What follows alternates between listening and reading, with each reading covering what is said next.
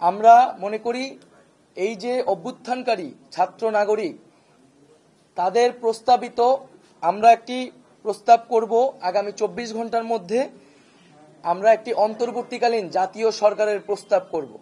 সেই জাতীয় সরকারে অভ্যুত্থানকারী ছাত্র নাগরিকদের অংশ থাকবে এবং সমাজের যে নাগরিক সমাজ সহ যে নানান পেশাজীবী এবং নানান ধরনের পক্ষ রয়েছে সকলের প্রতিনিধিত্ব নিশ্চিত করে তাদের সাথে আলোচনার মাধ্যমে আমরা একটা অন্তর্বর্তীকালীন জাতীয় সরকারের রূপরেখা এবং নাম সেই সরকারে কারা কারা থাকবে সেই নামগুলো ঘোষণা করব।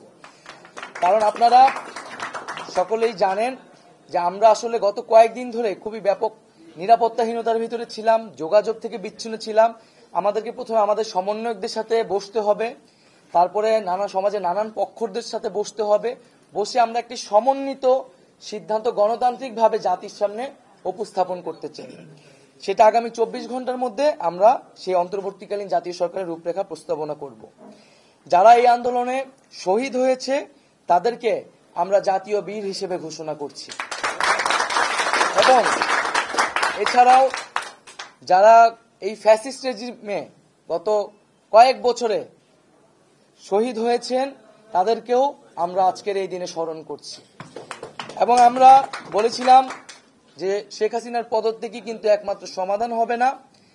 এই যে তারা একটি গণহত্যার সাথে জড়িত এবং এর আগেও পিলখানা হত্যাকাণ্ড থেকে শুরু করে বিভিন্ন গণহত্যা, গুম, খুন, মানবাধিকার লঙ্ঘন, ভোটাধিকার লঙ্ঘনের সাথে তারা জড়িত। এর অবস্থায় বিচারের ব্যবস্থা করতে হবে। শেখ হাসিনা পালিয়ে গেলেই হবে না, আমরা তাকে বিচারের আওতায় আনব এবং শুধু ফ্যাসিবাদ যারা ফ্যাসিজমে সরাসরি সহায়তা করেছে এবং তাদের সমর্থক তাদেরকে বিচারের আওতায় আনা হবে। এবং আমরা বলতে চাচ্ছি যে অভ্যুত্থানকারী ছাত্র নাগরিকের সমর্থিত বা প্রস্তাবিত সরকার ছাড়া আমরা কিন্তু আর কোনো ধরনের সরকারকে সমর্থন করব না। সেটা সেনা সমর্থিত সরকার হতে পারে বা জরুরি অবস্থা দিয়ে রাষ্ট্রপতি শাসিত সরকার হতে পারে। আমরা এই ধরনের কোন সরকারকে বিপ্লবী ছাত্র জনতা গ্রহণ করবে না। আমরা ঘোষণা করছি যে সকল আমাদের আন্দোলনের শিক্ষার্থী সমন্বয়ক ডাকসুর সমাজ সম্পাদক আক্তার হোসেনকে এখনো জেলে বন্দী করে রাখা হয়েছে, আমাদের সমন্বয়ক ইব্রাহিম নীরব সহ সারা দেশেই বিভিন্ন সমন্বয়ক আন্দোলনকারী এবং নিরপরাধ ব্যক্তিদের গ্রেফতার করে রাখা হয়েছে কারাগারে। আমরা সকল কারাবন্দীদের এই আন্দোলনের কারাবন্দী এবং এছাড়াও এই ফ্যাসিস্ট রেজিমে যে নিরপরাধ ব্যক্তি এবং রাজবন্দী করে রাখা হয়েছে তাদেরকে আগামী 24 ঘন্টার মধ্যে মুক্ত করার ঘোষণা করছি। তাদেরকে 24 ঘন্টার মধ্যে আমরা আমাদের সাথে রাজপথে দেখতে চাই এবং আমরা মুক্তিকামী ছাত্র জনতার প্রতি আহ্বান রাখছি যে তারা যাতে আমাদের কাছ থেকে যে 24 ঘন্টার মধ্যে আমরা যে চূড়ান্ত সরকারের রূপরেখা দিব তা ঘোষণার আগ পর্যন্ত তারা যাতে রাজপথে অবস্থান করে এবং এক্ষেত্রে আমাদেরকে সতর্ক থাকতে হবে যে আন্দোলনের সুযোগে এখানে ফ্যাসিবাদের দোসররা এখনো নানান ধরনের অঘটন, নাশকতা, সহিংসতা করে এই আন্দোলনের ন্যায্যতাকে প্রশ্নবিদ্ধ করার চেষ্টা করে যেতে পারে। আমরা আহ্বান জানাচ্ছি সকলের প্রতি, এই দেশ আমার, এই রাষ্ট্রীয় সম্পদ আমাদের, সেক্ষেত্রে কেউ যাতে কোনো ধরনের লুটপাট, সাম্প্রদায়িক হামলা, কোনো ধরনের উস্কানিতে কান না পাতে মুক্তিকামী ছাত্র জনতাকেই সতর্ক থাকতে হবে এবং দেশের সম্পদ রক্ষা করতে হবে। আমরা কোনো প্রাণনাশ, কোনো সহিংসতা চাই না।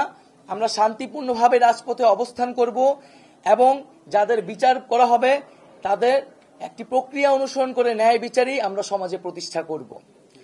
আমরা বৈষম্য দূর করার জন্য, সমাজে ন্যায় বিচার এবং জীবনের নিরাপত্তার জন্যই কিন্তু এই এক দফা আন্দোলন ঘোষণা করেছিলাম।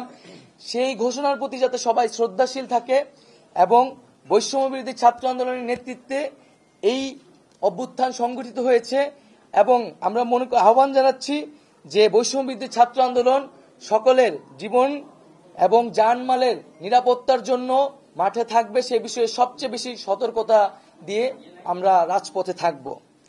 এবং আমরা আহ্বান জানাচ্ছি, আমরা ঘোষণা করছি যে যাতে বাংলাদেশে আমরা একটা ঐক্যবদ্ধভাবে এই গণ অভ্যুত্থানের কাছাকাছি গণঅভ্যুত্থানের মাধ্যমে সরকার পতন করেছি। আমাদের এখন ঐক্যবদ্ধ থাকতে হবে।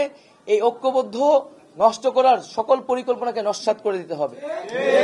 সেজন্য আমরা বারবার বলেছি যে আমরা এই হাসিনা রেজিম, এই ফ্যাসিবাদী ব্যবস্থার বিপরীতে, খুনি সরকারের বিপরীতে প্রতিবাদী জনতা। এখানে কোনো দল, মত, ধর্ম নির্বিশেষে আমরা সবাই ঐক্যবদ্ধ হয়েছি। এখানে কোনো ধরনের সাম্প্রদায়িক উস্কানি, কোনো ধরনের নাশকতা বা বিভাজনের চেষ্টা করা হলে মুক্তিকামী ছাত্র জনতাকে তা রুখে দিতে হবে। আমি আবারও এই গণ অভ্যুত্থানের জন্য সকলকে ধন্যবাদ জানাচ্ছি, সকলকে অভিনন্দন, দেশবাসীকে অভিনন্দন জানাচ্ছি এবং আমরা আগামী 24 ঘন্টার মধ্যেই অন্তর্বর্তীকালীন জাতীয় সরকারের রূপরেখা হাজির করব। তার জন্য সকল পক্ষের সাথে আমরা আলোচনা করব, আমাদের সকল সমন্বয়কদের সাথে আলোচনা করব এবং এই কাজটি করার জন্য আমরা একটি লিয়াজু কমিটি হয়তো রাতের মধ্যেই প্রেস রিলিজের মাধ্যমে আপনাদেরকে জানিয়ে দিব যে আমাদের পক্ষ থেকে কারা আসলে এই বিভিন্ন পক্ষের সাথে আলোচনায় বসবে।